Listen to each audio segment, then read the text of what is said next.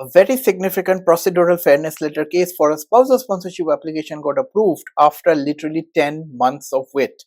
Let's try to understand how did it work. I'm Nilatri Mukherjee. I'm a regulated Canadian immigration consultant, and as an organization, we predominantly focus on responding to the procedural fairness letters. So this case belongs to the applicant, the client who is from India. The person is still in India.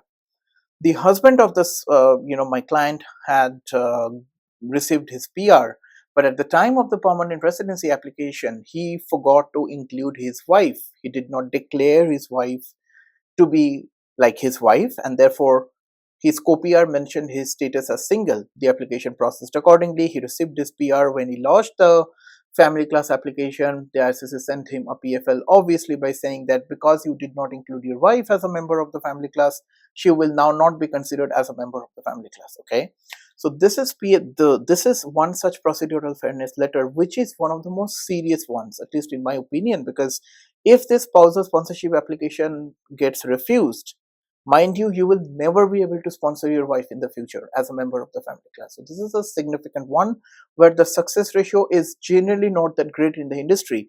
But for this client, we have drafted a very strong response.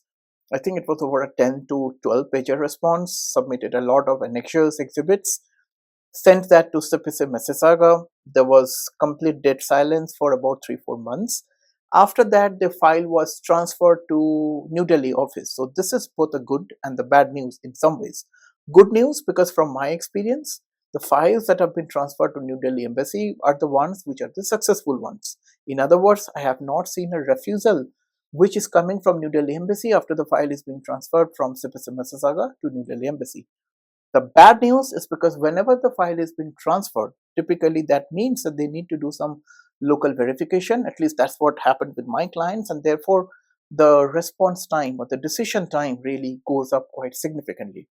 So there was a complete silence, and I am not somebody who is going to follow up every now and then because that does not work. They would need their own time to do their stuff. So we were waiting patiently.